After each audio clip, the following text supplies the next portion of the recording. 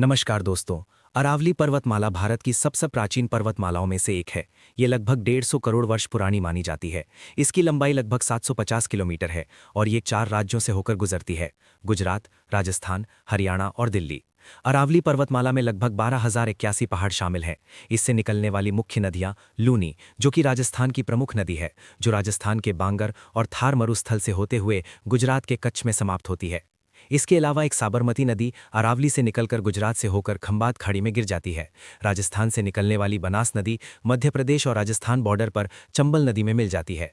और गुरु शिखर अरावली पर्वतमाला की सबसे ऊंची चोटी है, जिसकी ऊंचाई लगभग 1722 मीटर है। ये राजस्थान की माउंट आबू क्षेत्र में स्थित है।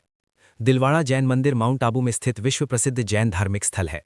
और अरावली पर्वतमाला में पाए जाने वाले कुछ खनिज तत्व जैसे तांबा, खेतड़ी, जस्ता, जावर, रामपुर आगुचा, सीसा, उदयपुर क्षेत्र, लोहा आवश्यक, अलवर व उदयपुर, संगमरमर वकराना, चूना पत्थर उदयपुर व अजमेर, फास्फोराइट झामर कोटड़ा, अभ्रक अजमेर भीलवाड़ा, ग्रेनाइट जालौर व सिरोहा तथा सोपस्टोन उदयपुर में डूंगरपुर में पाया जाता है। इसी वजह से यहाँ खनन का काम बढ़ गया। इसके बाद 1990 से अरावली क्षेत्र में खनन को लेकर विवाद शुरू हुआ और मामला सुप्रीम कोर्ट तक पहुंचा। अलग अलग राज्य सरकारें अरावली क्षेत्र को अपने अपने तरीके से परिभाषित कर रही थीं ताकि खनन की अनुमति मिल सके। अवैध खनन को रोकने के लिए 1992 में फिर से नोटिस जारी किया गया। इसके बाद एमसी मेहता जनहित याचिका दायर की। इस मामले में 2002 में सुप्रीम कोर्ट ने ऐतिहासिक फैसला सुनाया, जिससे अरावली क्षेत्र में अवैध खनन पर रोक लगाने के लिए सख्त निर्देश दिए गए। इसके बावजूद अवैध खनन जारी रहा। इसीलिए 2004 में सुप्रीम कोर्ट ने इलीगल माइनिंग पर रोक लगाते हुए कहा कि डेवलपमेंट जरूरी है, लेकिन एनवायरमेंट को नष्ट करके नहीं। 2004 से 2024 तक सुप्रीम कोर्ट में अरावली को लेकर अवैध खनन और पर्यावरण नुकसान से जुड़े विवाद चलते रहे। मई 2024 में सुप्रीम कोर्ट ने मिनिस्ट्री ऑफ एनवायरनमेंट को निर्देश दिया कि अरावली की यूनिफॉर्म साइंटिफिक डेफिनेशन तय की जाए, जिससे ये स्पष्ट हो कि कौन से क्षेत्र अरावली रेंज माने जाएंगे, ताकि इलीगल माइनिंग पर प्रभावी रोक लगाई जा सके। 20 नवंबर 2025 को MOAECC ने अरावली को लेकर ये परिभाषा दी कि अरावली हिल्स वो लैंडफॉर्म्स हैं जो आसपास की ज़मीन से लगभग 100 मीटर ऊंची हो, और ऐसी 2 या 2 से अधिक हिल्स 500 मीटर के भीतर हों तो उन्हें अरावली रेंज माना जाएगा, ताकि इलीगल माइनिंग पर नियंत्रण किया जा सके। अगर ये डेफिनेशन लागू हो गई तो डिजास्टर का मतलब होगा रेगिस्तान की रेत का फैलना और उपजाऊ जमीन का बंजर बना जाना।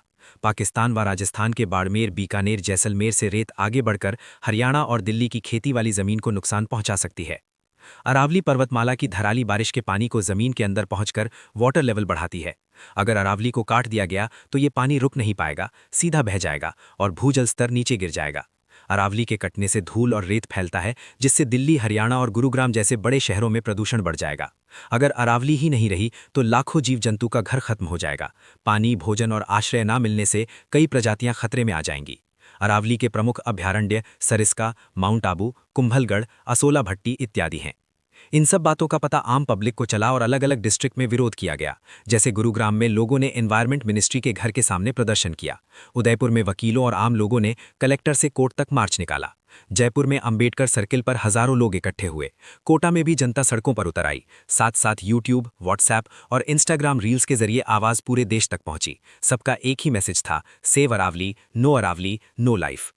24 दिसंबर 2025 को सुप्रीम कोर्ट ने सभी राज्यों के लिए अरावली को लेकर एक सख्त और स्पष्ट रुख अपनाया। कोर्ट ने कहा कि अरावली पर्वतमाला की नई या बदली हुई परिभाषा को तब तक लागू नहीं किया जाएगा जब तक कि इस पर अंतिम न्यायिक फैसला न आ जाए। और MPM management plan of sustainable meaning committee बिठाई और अरावली पर नई परिभाषा की रोक मतलब कानूनी प्रकृति की हाथ थाम लिए, ताकि पहाड़ कागज में नहीं, जमीन पर जिंदा रहें।